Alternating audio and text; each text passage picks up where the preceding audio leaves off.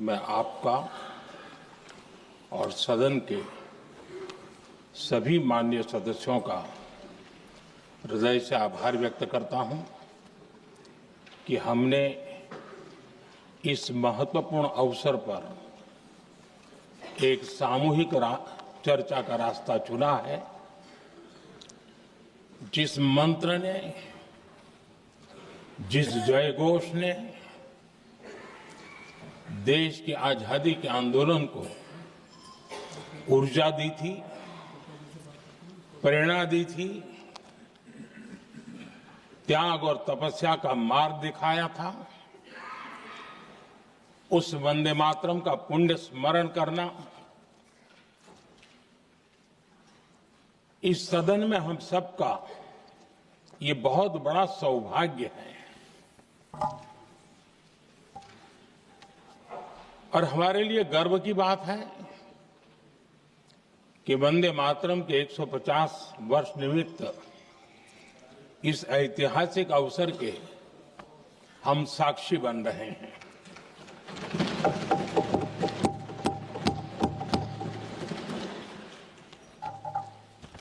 एक ऐसा कालखंड जो हमारे सामने इतिहास की अनगिनत घटनाओं को अपने सामने लेकर के आता है।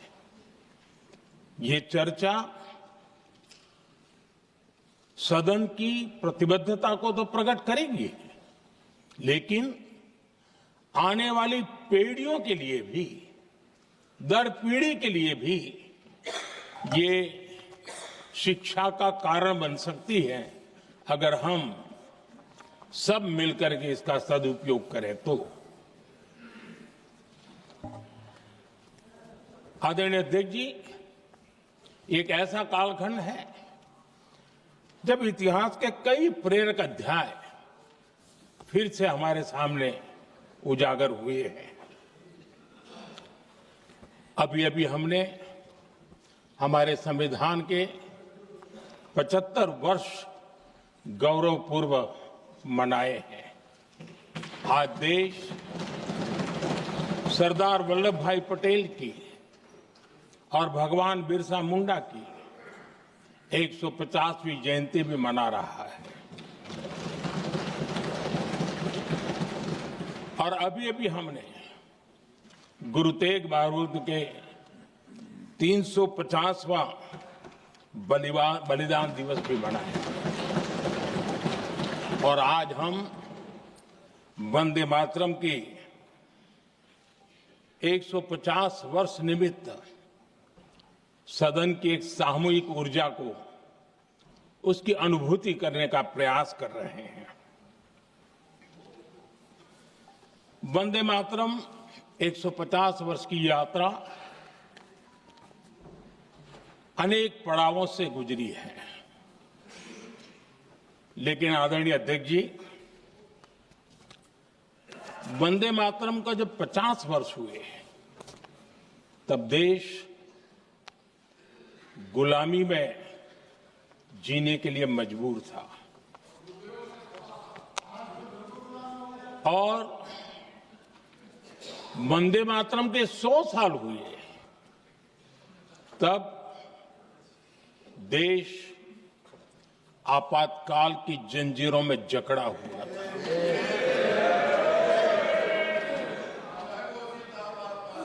जब वंदे मातरम 100 साल के अत्यंत उत्तम पर्व था, तब भारत के संविधान का गला घोंट दिया गया था। जब वंदे मातरम 100 साल का हुआ, तब देशभक्ति के लिए जीने मरने वाले लोगों को जेल के सलाखों के पीछे बंद कर दिया गया था।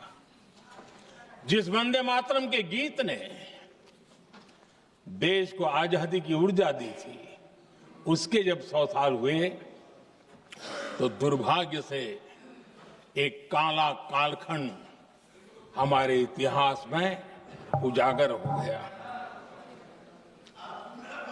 हम लोकतंत्र के गिरोह में थे।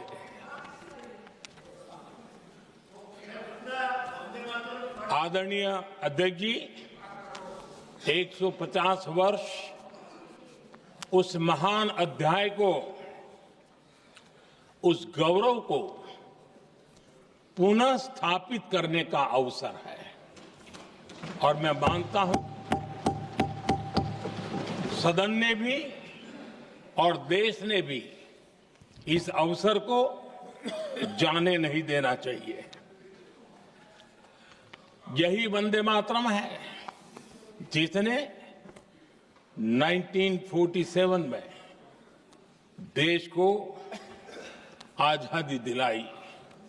स्वतंत्रता संग्राम का भावात्मक नेतृत्व इस वंदे मातरम के जयघोष में था। आदरणीय अध्यक्ष जी,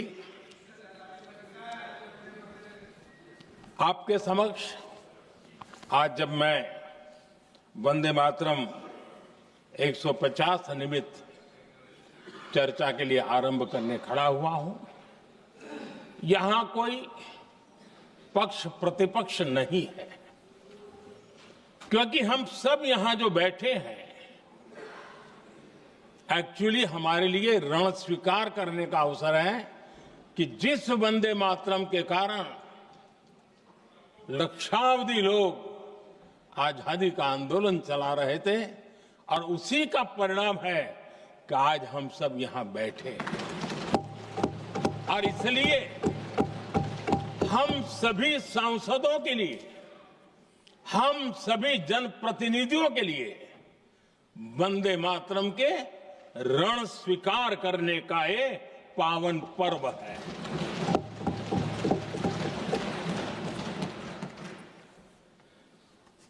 और इससे हम प्रेरणा लेकर के वंदे मातरम की जिस भावना ने देश की आजादी का जंग लड़ा, उत्तर दक्षिण पूर्व पश्चिम पूरा देश एक स्वर से वंदे मातरम बोल के आगे बढ़ा। फिर से एक बार अवसर है, आओ हम सब मिल के चले, देश को साथ लेके चले।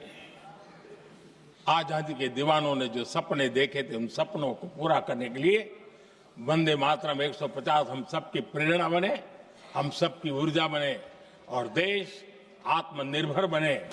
2047 में विकसित भारत बना करके हम रहे, इस संकल्प को दोहराने के लिए ये वंदे मातरम हमारे लिए एक बहुत बड़ा अवसर है। आदरणीय अध्यक्ष जी, दादा तबीयत तो ठीक है ना? नहीं, कभी कभी इस उम्र में हो जाता है। आदरणीय अध्यक्ष जी,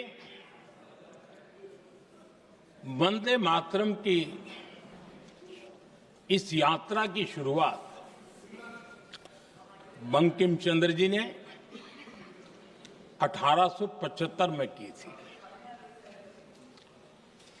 और गीत ऐसे समय लिखा गया था जब 1857 के स्वातंत्र संग्राम के बाद अंग्रेज सल्तनत बौखलाई हुई थी, भारत पर भांति भांति के दबाव डाल रही थी, भांति भांति के जुल्म कर रही थी और भारत के लोगों को मजबूर किया जा रहा था अंग्रेजों के द्वारा। और उस समय उनका जो राष्ट्रीय गीत था, गॉड सेव द क्वीन, इसको भारत में घर घर पहुंचाने का एक षड्यंत्र चल रहा था। ऐसे समय बंकिम दा ने चुनौती दी और ईंट का जवाब पत्थर से दिया और उसमें से वंदे मातरम का जन्म हुआ।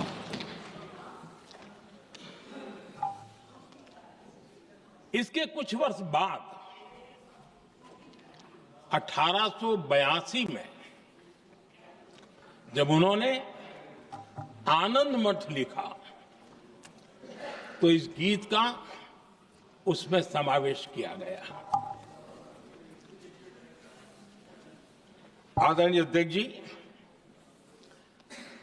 वंदे मातरम ने उस विचार को पुनर्जीवित किया था जो हजारों वर्ष से भारत की रग रग में रचा बसा था। उसी भाव को, उसी संस्कारों को, उसी संस्कृति को, उसी परंपरा को उन्होंने बहुत ही उत्तम शब्दों में, उत्तम भाव के साथ वंदे मातरम के रूप में हम सबको बहुत बड़ी सौगात दी थी।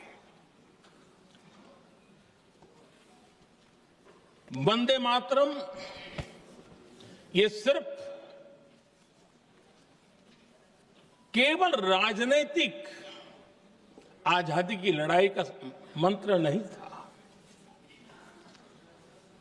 सिर्फ हम अंग्रेज जाए और हम खड़े हो जाएं, अपने राह पर चले, इतने मात्र तक वंदे मातरम प्रेरित नहीं करता था, उससे कहीं आगे था। आजादी की लड़ाई इस मातृभूमि को मुक्त कराने का भी जंग था। अपनी मां भारती को उन बेड़ियों से मुक्ति दिलाने का एक पवित्र जंग था। और वंदे मातरम की पृष्ठभूमि हम देखें, उसके संस्कार सरिता देखें, तो हमारे यहां वेद काल से एक बात बार बार हमारे सामने आई है। जब वंदे मातरम कहते हैं तो वही वेद काल की बात हमें याद आती है। वेद काल से कहा गया है, माता भूमि ही पुत्रो अहम पृथिव्याः, अर्थात ये भूमि मेरी माता है और मैं पृथ्वी का पुत्र हूं। आदरणीय अध्यक्ष जी, यही वो विचार है जिसको प्रभु श्री राम ने भी लंका के वैभव को छोड़ते हुए कहा था, जननी जन्मभूमिश्च स्वर्गादपि गरीयसी।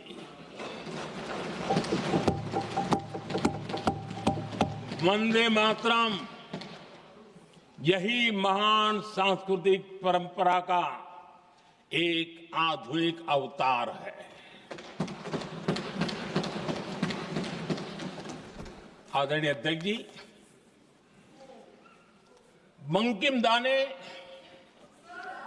जब वंदे मातरम की रचना की तो स्वाभाविक ही वो स्वतंत्रता आंदोलन का स्वर बन गया। पूरब से पश्चिम, उत्तर से दक्षिण, वंदे मातरम हर भारतीय का संकल्प बन गया। इसलिए वंदे मातरम की स्तुति में लिखा गया था, मातृभूमि स्वतंत्रता की वेदिका पर मदोमय, मातृभूमि स्वतंत्रता की वेदिका पर मोदमय, स्वार्थ का बलिदान है यह शब्द है वंदे मातरम। है सजीवन मंत्र भी यह विश्व विजयी मंत्र भी, शक्ति का आह्वान है यह शब्द वंदे मातरम। उष्ण शोणित से लिखो, वक्षस्थली को चीरकर, वीर का अभिमान है यह शब्द वंदे मातरम। आदरणीय अध्यक्ष जी, कुछ दिन पूर्व जब वंदे मातरम 150 का आरंभ हो रहा था तो मैंने उस आयोजन में कहा था, वंदे मातरम हजारों वर्ष की सांस्कृतिक ऊर्जा भी थी, उसमें आजादी का जज्बा भी था और आजाद भारत का विजन भी था। अंग्रेजों के उस दौर में एक फैशन हो गई थी भारत को कमजोर, निकम्मा, आलसी, कर्महीन, इस प्रकार भारत को जितना नीचा दिखा सके ऐसी एक फैशन बन गई थी। और उसमें हमारे यहां भी जिन्होंने तैयार किए थे वो लोग भी वही भाषा बोलते थे।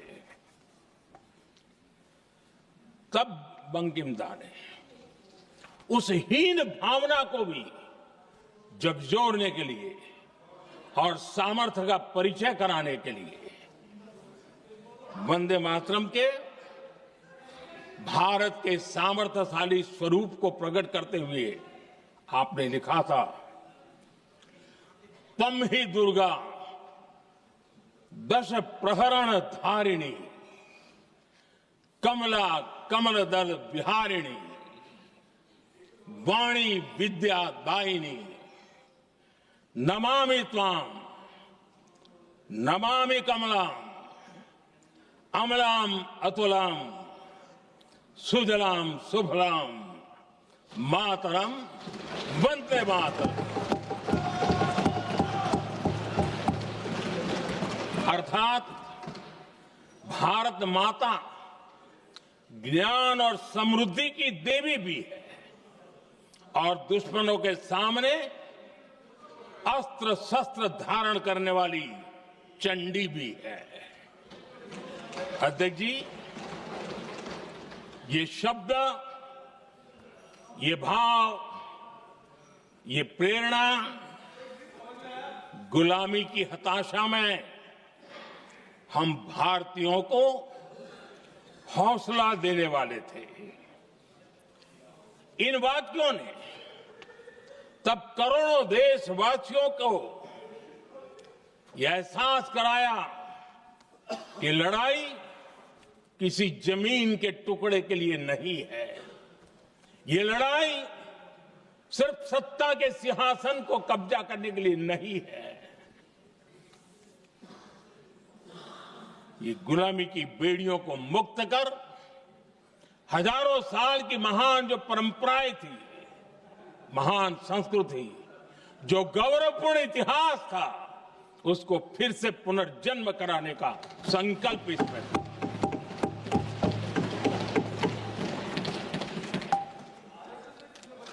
आदरणीय अध्यक्ष जी,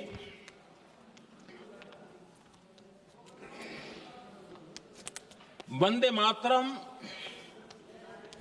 इसका जो जन जन से जुड़ाव था, ये हमारे स्वतंत्र संग्राम की एक लंबी गाथा अभिव्यक्त होती है। आदरणीय अध्यक्ष जी, जब भी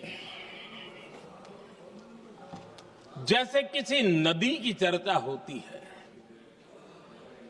चाहे सिंधु हो, सरस्वती हो, कावेरी हो, गोदावरी हो, गंगा हो, यमुना हो,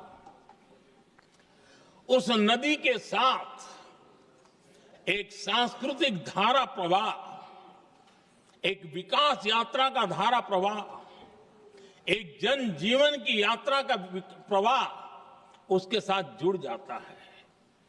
लेकिन क्या कभी किसी ने सोचा है कि आजादी जंग के हर पड़ाव, वो पूरी यात्रा वंदे मातरम की भावनाओं से गुजरता था, उसके तट पर पल्लवित होता था।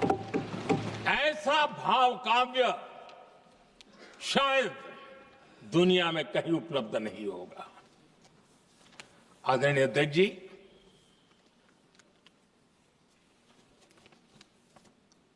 अंग्रेज समझ चुके थे कि 1857 के बाद लंबे समय तक भारत में टिकना उनके लिए मुश्किल लग रहा था। और जिस प्रकार से वो अपने सपने लेकर के आए थे, तब उनको लगा कि जब तक भारत को बांटेंगे नहीं, जब तक भारत को टुकड़ों में नहीं बांटेंगे, भारत में ही लोगों को एक दूसरे से लड़ाएंगे नहीं, तब तक यहां राज करना मुश्किल है। और अंग्रेजों ने बांटो और राज करो इस रास्ते को चुना और उन्होंने बंगाल को इसकी प्रयोगशाला बनाया, क्योंकि अंग्रेज भी जानते थे वो एक वक्त था जब बंगाल का बौद्धिक सामर्थ्य देश को दिशा देता था, देश को ताकत देता था, देश को प्रेरणा देता था। और इसलिए अंग्रेज भी चाहते थे कि बंगाल का ये जो सामर्थ्य है वो पूरे देश की शक्ति का एक प्रकार से केंद्र बिंदु है।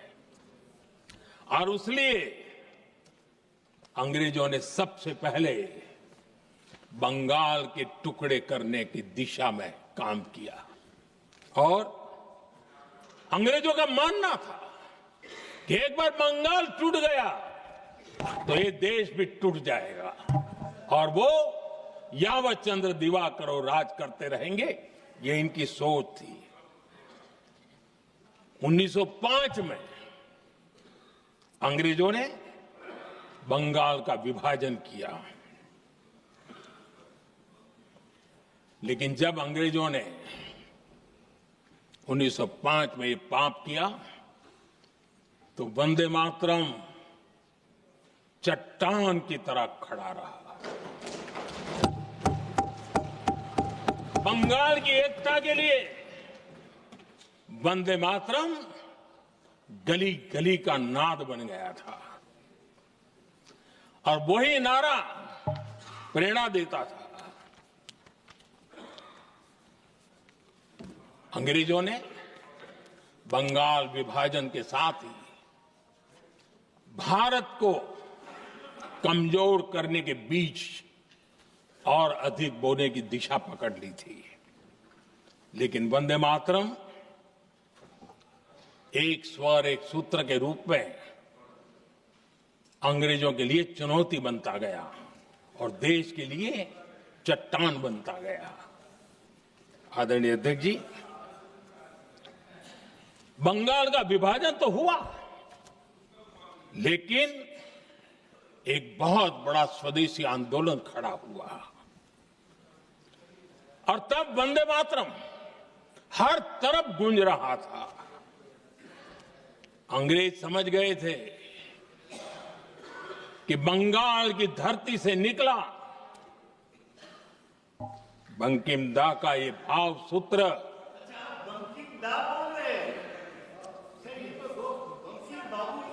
बंकिम बाबू बोले। अच्छा, thank you thank you thank you thank you thank you, आपकी भावनाओं के लिए मैं आदर करता हूं। बंकिम बाबू ने थैंक यू दादा, थैंक यू। हाँ, आपको तो दादा कह सकता हूं ना, वरना उसमें भी आपको इतराज हो जाएगा। बंकिम बाबू ने ये जो भाव विश्व तैयार किया था, उनके भाव गीत के द्वारा उन्होंने अंग्रेजों को हिला दिया और अंग्रेजों ने देखिए कितनी कमजोरी होगी और इस गीत की ताकत कितनी होगी। अंग्रेजों ने उसको कानूनी रूप से प्रतिबंध लगाने के लिए मजबूर होना पड़ा था। गाने पर सजा, छापने पर सजा, इतना ही नहीं वंदे मातरम शब्द बोलने पर भी सजा। इतने कठोर कानून लागू कर दिए गए थे। हमारे देश की आजादी के आंदोलन में सैकड़ों महिलाओं ने नेतृत्व किया, लक्षावधि महिलाओं ने योगदान दिया। एक घटना का मैं जिक्र करना चाहता हूं। 22 साल में वंदे मातरम गाने पर सर्वाधिक जुल्म हुए थे। वो बारिसाल आज भारत का हिस्सा नहीं रहा है और उस समय बारिसाल की हमारी माताएं, बहनें, बच्चे मैदान में उतरी थी वंदे मातरम के स्वाभिमान के लिए। इस प्रतिबंध के विरोध में लड़ाई के मैदान में उतरी थी और तब बारिसाल की एक वीरांगना श्रीमती सरोजिनी बोस, जिन्होंने उस जमाने में वहां की भावना को देखिए और उन्होंने कहा था कि वंदे मातरम जो प्रतिबंध लगा है, जब तक ये प्रतिबंध नहीं हटता है मैं अपनी चूड़ियां जो पहनती हूं निकाल दोगी। भारत में वो एक जमाना था, चूड़ी निकालना यानी महिला के जीवन की बहुत बड़ी घटना हुआ करती, लेकिन उनके लिए वंदे मातरम की वो भावना थी। उन्होंने अपनी सोने की चूड़ियां, जब तक वंदे मातरम प्रतिबंध नहीं हटेगा मैं दोबारा नहीं धारण करूंगी, ऐसा बड़ा व्रत ले लिया था। हमारे देश के बालक भी पीछे नहीं रहे थे। उनको कोड़े की सजा होती थी, छोटी छोटी उम्र में उनको जेल में बंद कर दिया जाता। और उन दिनों खास करके बंगाल की गलियों में लगातार वंदे मातरम के लिए प्रभात फेरियां निकलती थी। अंग्रेजों के नाको दम कर दिया था। और उस समय एक गीत गूंजता था बंगाल में, जाए जाबे जीवोनो चोले, जाए जाबे जीवोनो चोले, जोगो तो माजे तोमार काजे वंदे मातरम बोले। अर्थात हे मां, संसार में तुम्हारा काम करते और वंदे मातरम कहते जीवन भी चला जाए तो वो जीवन भी धन्य है। ये बंगाल की गलियों में बच्चे कह रहे हैं। ये गीत उन बच्चों की हिम्मत का स्वर था और उन बच्चों की हिम्मत ने देश को हिम्मत दी थी। बंगाल की गलियों से निकली आवाज देश की आवाज बन गई थी।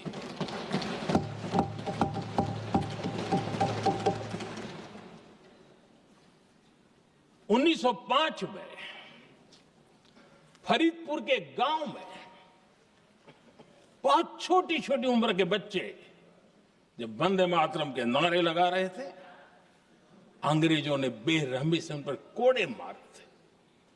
यानी एक प्रकार से जीवन और मृत्यु के बीच लड़ाई लड़ने के लिए मजबूर कर दिया था।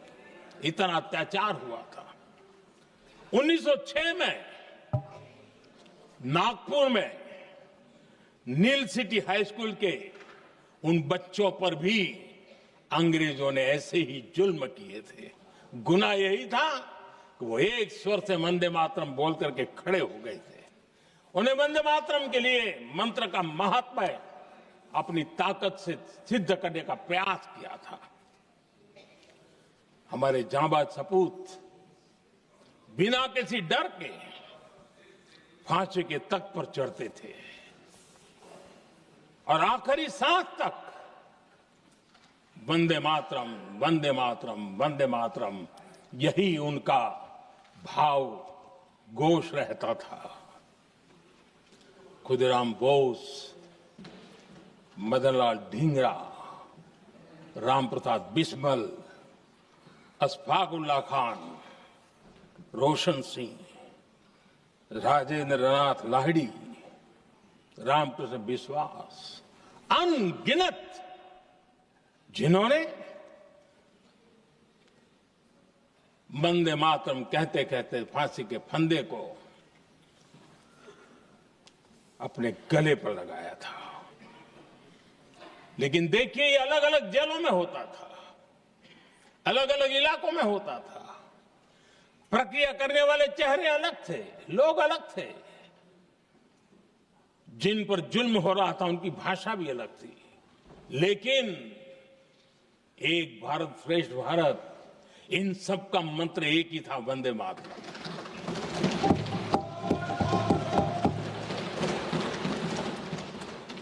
चटगांव की स्वराज क्रांति, जिन युवाओं ने अंग्रेजों को चुनौती दी, वे भी इतिहास के चमकते हुए नाम है।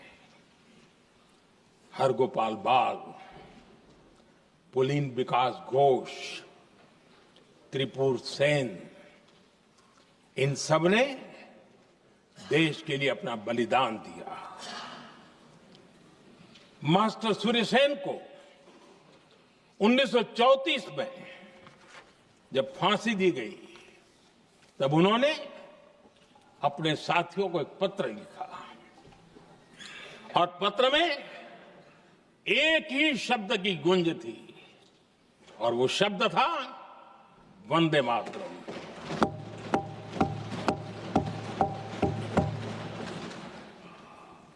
आदरणीय अध्यक्ष जी, हम देशवासियों को गर्व होना चाहिए। दुनिया के इतिहास में कहीं पर भी ऐसा कोई काव्य नहीं हो सकता, ऐसा कोई भावगीत नहीं हो सकता जो सदियों तक एक लक्ष्य के लिए कोटि कोटि जनों को प्रेरित करता हो और जीवन आहूत करने के लिए निकल पड़ते हो। दुनिया में ऐसा कोई भावगीत नहीं हो सकता जो वंदे मातरम। पूरे विश्व को पता होना चाहिए कि गुलामी के कालखंड में भी ऐसे लोग हमारे यहां पैदा होते थे जो इस प्रकार के भावगीत की रचना कर सकते थे। ये विश्व के लिए अजूबा है, हमें गर्व से कहना चाहिए, तब दुनिया भी मानना शुरू करेगी। ये हमारी स्वतंत्रता का मंत्र था, ये बलिदान का मंत्र था, ये ऊर्जा का मंत्र था, ये सात्विकता का मंत्र था, ये समर्पण का मंत्र था, ये त्याग और तपस्या का मंत्र था, संकटों को सहने का सामर्थ्य देने का ये मंत्र था, और वो मंत्र वंदे मातरम था। और इसलिए गुरुदेव रविंद्रनाथ टैगोर ने लिखा था, उन्होंने लिखा था, एकी सूत्रे बांधी आछी सोहोस्टोटी मौन, एक ही कार्य सौंपी आछी सहस्त्रो जीवन, वंदे मातरम। अर्थात एक सूत्र में बंधे हुए सहस्त्र मन, एक ही कार्य में अर्पित सहस्त्र जीवन, वंदे मातरम। ये रविंद्रनाथ टैगोर जी ने लिखा। आदरणीय अध्यक्ष जी, उसी कालखंड में वंदे मातरम की रिकॉर्डिंग दुनिया के अलग अलग भागों में पहुंची और लंदन में जो क्रांतिकारियों की एक प्रकार से तीर्थ भूमि बन गया था, वो लंदन का इंडिया हाउस, वीर सावरकर जी ने वहां वंदे मातरम गीत, और वहां ये गीत बार बार गूंजता था। देश के लिए जीने मरने वालों के लिए वो एक बहुत बड़ा प्रेरणा का अवसर रहता था। उसी समय बिपिन चंद्र पाल और महर्षि अरविंद घोष, उन्होंने अखबार निकाले, उस अखबार का नाम भी उन्होंने वंदे मातरम रखा। यानी डगर डगर पर अंग्रेजों की नींद हराम करने के लिए वंदे मातरम काफी हो जाता था, और इसलिए उन्होंने इस नाम रखा। अंग्रेजों ने अखबारों पर रोक लगा दी, तो मैडम भिकाजी कामा ने पेरिस में एक अखबार निकाला और उसका नाम उन्होंने वंदे मातरम रखा। आदरणीय अध्यक्ष जी, वंदे मातरम ने भारत को स्वावलंबन का रास्ता भी दिखाया। उस समय माचिस की डिबिया, मैच बॉक्स, वहां से लेकर के बड़े बड़े शिप, उस पर भी वंदे मातरम लिखने की परंपरा बनी। और बाहरी कंपनियों को चुनौती देने का एक माध्यम बन गया, स्वदेशी का एक मंत्र बन गया। आजादी का मंत्र स्वदेशी के मंत्र की तरफ विस्तार होता गया। आदरणीय अध्यक्ष जी, मैं एक और घटना का जिक्र भी करना चाहता हूं। 1907 में जब वीओ चिदम्बरम पिल्लाई उन्होंने स्वदेशी कंपनी का जहाज बना, तो उस पर भी लिखा था वंदे मातरम।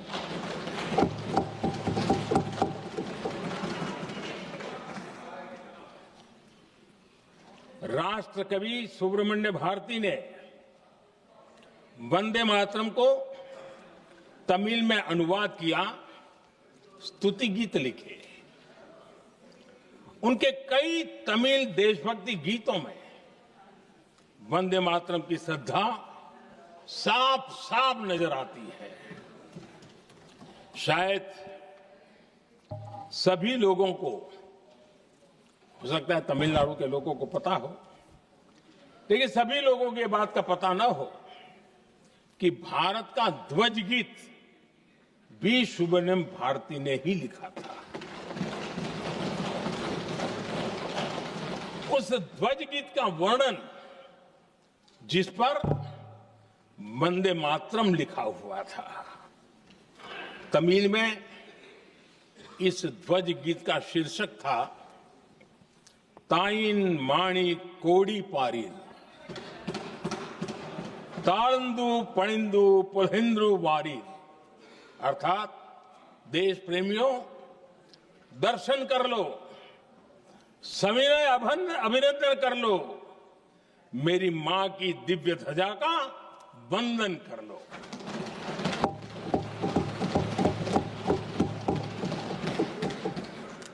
आदरणीय अध्यक्ष महोदय, मैं आज इस सदन में वंदे मातरम पर महात्मा गांधी की भावनाएं क्या थी, वो भी रखना चाहता हूं। दक्षिण अफ्रीका से प्रकाशित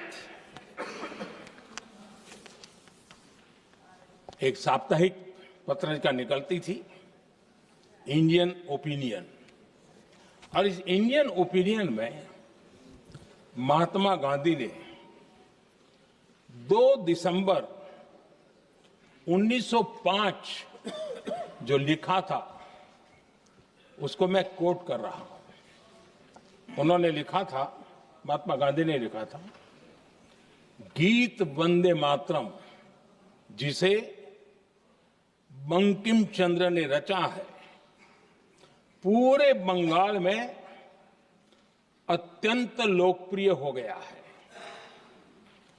स्वदेशी आंदोलन के दौरान बंगाल में विशाल सभाएं हुई, जहां लाखों लोग इकट्ठा हुए और बंकिम का यह गीत गाया। गांधी जी आगे लिखते हैं, ये बहुत महत्वपूर्ण है। वो लिखते हैं, ये 1905 की बात है। उन्होंने लिखा, यह गीत इतना लोकप्रिय हो गया है जैसे ये हमारा नेशनल एंथम बन गया है।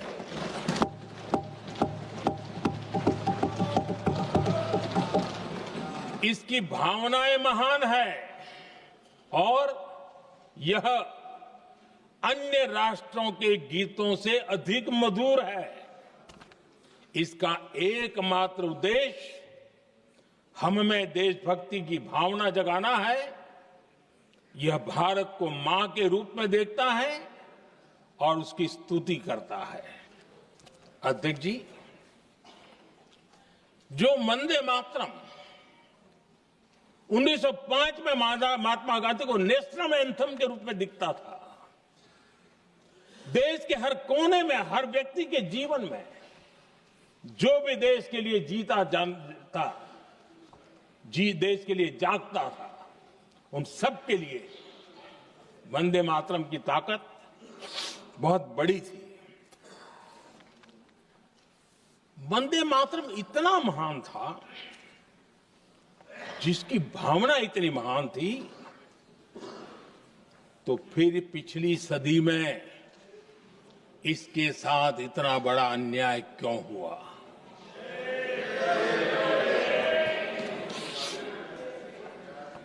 वंदे मातरम के साथ विश्वासघात क्यों हुआ?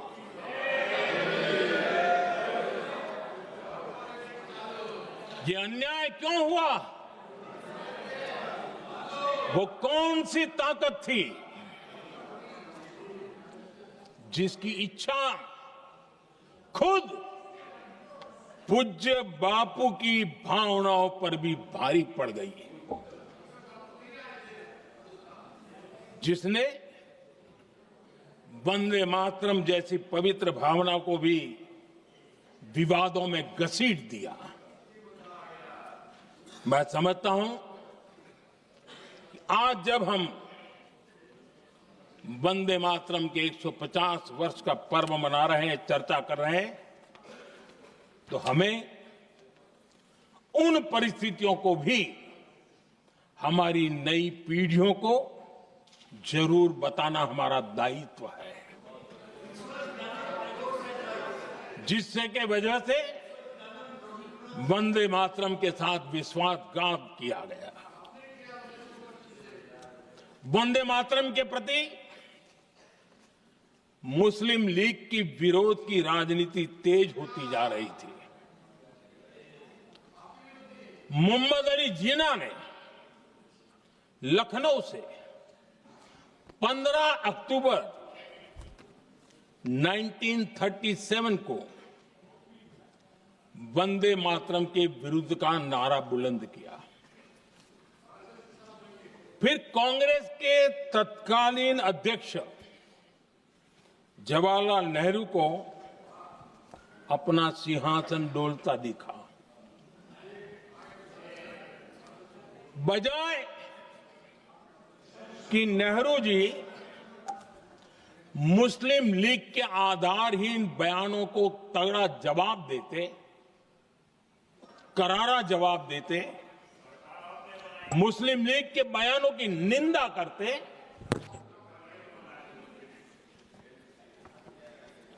और वंदे मातरम के प्रति खुद की भी और कांग्रेस पार्टी की भी निष्ठा को प्रकट करते,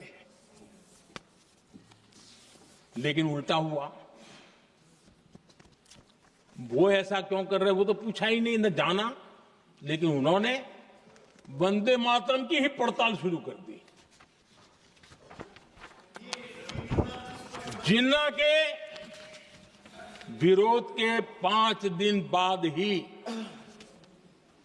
20 अक्टूबर को नेहरू जी ने नेताजी सुभाष बाबू को चिट्ठी लिखी। उस चिट्ठी में जिन्ना की भावना से नेहरू जी अपनी सहमति जताते हुए कि वंदे मातरम की, ये जो उन्होंने सुभाष बाबू को लिखा है, वंदे मातरम की आनंद मठ वाली पृष्ठभूमि मुसलमानों को इरिटेट कर सकती है। मैं नेहरू जी का कोट पढ़ता हूं। नेहरू जी कहते हैं, मैंने वंदे मातरम गीत का बैकग्राउंड पढ़ा है। नेहरू जी फिर लिखते हैं, मुझे लगता है कि ये जो बैकग्राउंड है, इससे मुस्लिम भड़केंगे। साथियों, इसके बाद कांग्रेस की तरफ से बयान आया कि 26 अक्टूबर से कांग्रेस कार्य समिति की एक बैठक कोलकाता में होगी, जिसमें वंदे मातरम के उपयोग की समीक्षा की जाएगी। बंकिम बाबू का बंगाल, बंकिम बाबू का कोलकाता, और उसको चुना गया और वहां पर समीक्षा करना तय किया। पूरा देश हतप्रभ था, पूरा देश हैरान था। पूरे देश में देशभक्तों ने इस प्रस्ताव के विरोध में देश के कोने कोने में प्रभात फेरियां निकाली, वंदे मातरम गीत गाया। लेकिन देश का दुर्भाग्य कि 26 अक्टूबर को कांग्रेस ने वंदे मातरम पर समझौता कर लिया।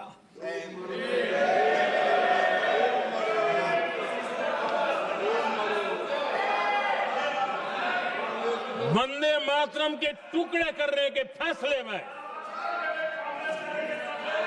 वंदे मातरम के टुकड़े कर दिए।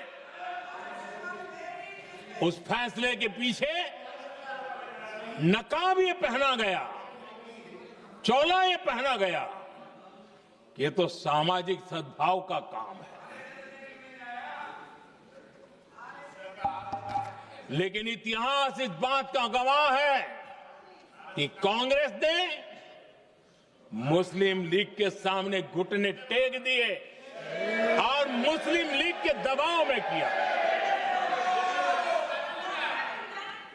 और कांग्रेस का ये तुष्टीकरण की राजनीति को साधने का एक तरीका था।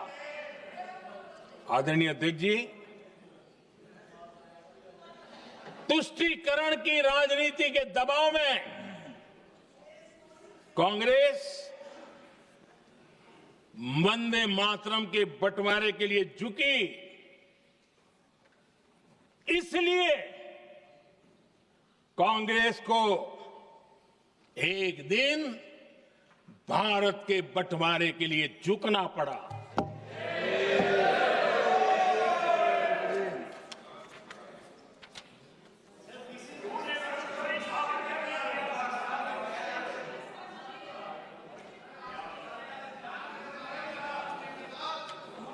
मुझे लगता है कांग्रेस ने आउटसोर्स कर दिया है।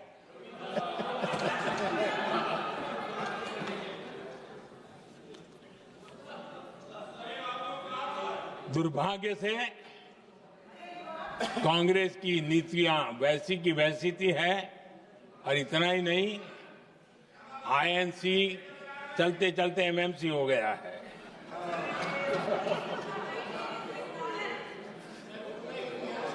आज भी कांग्रेस और उसके साथी और जिन जिन के नाम साथ कांग्रेस जुड़ा हुआ है, सब वंदे मातरम पर विवाद खड़ा करने की कोशिश करते हैं।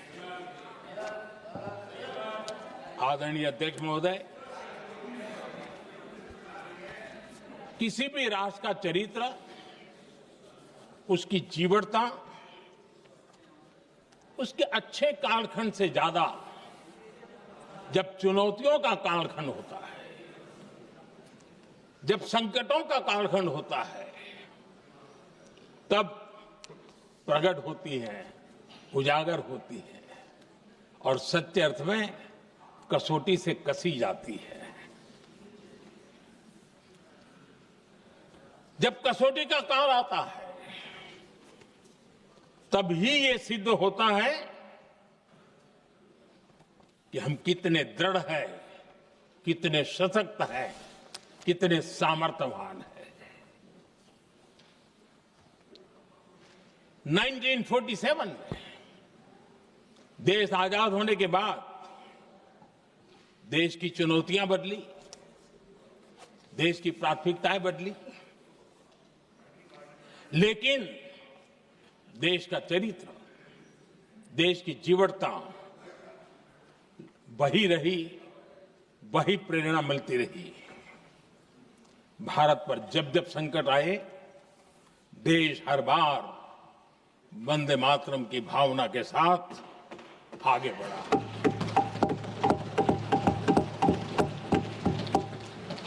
बीच का कालखंड कैसा गया जाने दो, लेकिन आज भी 15 अगस्त 26 जनवरी की जब बात आती है, हर घर तिरंगा की बात आती है, चारों तरफ वो भाव दिखता है, तिरंगे झंडे फहराए।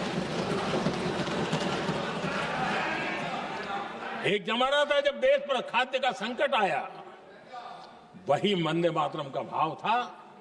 मेरे देश के किसानों ने अंदर के भंडार भर दिए, और इसके पीछे भाव वही है, वंदे मातरम। जब देश की आजादी को कुचलने की कोशिश हुई, संविधान के पीठ पे छुरा भोंक दिया गया, आपातकाल थोप दिया गया, यही वंदे मातरम की ताकत थी कि देश खड़ा हुआ और प्रयास करके रहा।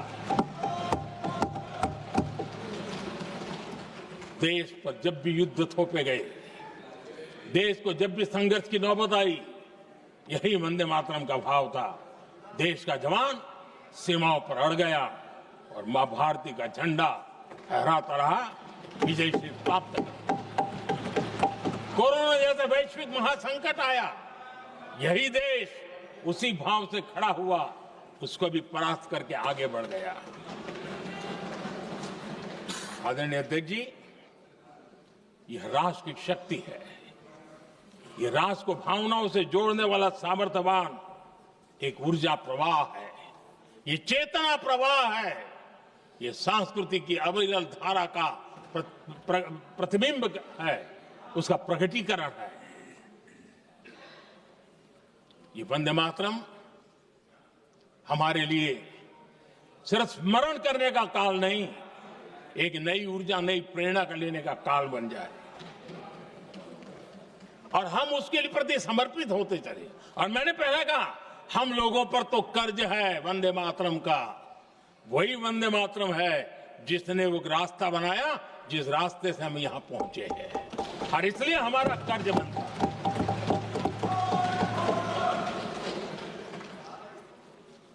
भारत हर चुनौतियों को पार करने में सामर्थ्य है। वंदे मातरम के भाव की वो ताकत है। वंदे मातरम ये सिर्फ गीत या भावगीत नहीं, ये हमारे लिए प्रेरणा है, राष्ट्र के प्रति कर्तव्यों के लिए हमें झकझोरने वाला काम है, और इसलिए हमें निरंतर इसको करते रहना होगा। हम आत्मनिर्भर भारत का सपना लेकर के चल रहे हैं, इसको पूरा कर रहा है। वंदे मातरम हमारी प्रेरणा है। हम स्वदेशी आंदोलन को ताकत देना चाहते हैं।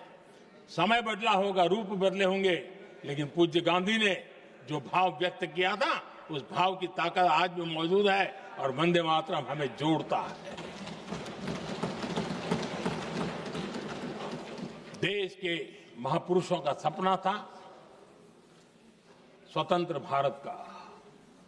देश की आज की पीढ़ी का सपना है समृद्ध भारत का। आजाद भारत का सपने को सिंचा था वंदे भारत की भावना है, वंदे मातरम की भावना ने। समृद्ध भारत के सपने को सींचेगा वंदे मातरम की भावना। उसी भावना को लेकर के हमें आगे चलना है, और हमें आत्मनिर्भर भारत बनाना। 2047 में देश विकसित भारत बन के रहे। अगर आजादी के 50 साल पहले कोई आजाद भारत का सपना देख सकता था, तो 25 साल पहले हम भी तो समृद्ध भारत का सपना देख सकते हैं, विकसित भारत का सपना देख सकते हैं, और इस सपने के लिए अपने आप को खपा भी सकते हैं। इसी मंत्र, इसी संकल्प के साथ वंदे मातरम हमें प्रेरणा देता रहे। वंदे मातरम का हम रण स्वीकार करें, वंदे मातरम की भावना को लेकर के चले, देशवासियों को साथ लेकर के चले, हम सब मिलकर के चले, इस सपने को पूरा करें। इसी एक भाव के साथ ये चर्चा का आज आरंभ हो रहा है। मुझे पूरा विश्वास है कि दोनों सदनों में देश के अंदर वो भाव भरने वाला कारण बनेगा, देश को प्रेरित करने वाला कारण बनेगा, देश की नई पीढ़ी को ऊर्जा देने का कारण बनेगा। इन्हीं शब्दों के साथ आपने मुझे अवसर दिया, मैं आपका बहुत बहुत आभार व्यक्त करता हूं। बहुत बहुत धन्यवाद। वंदे मातरम।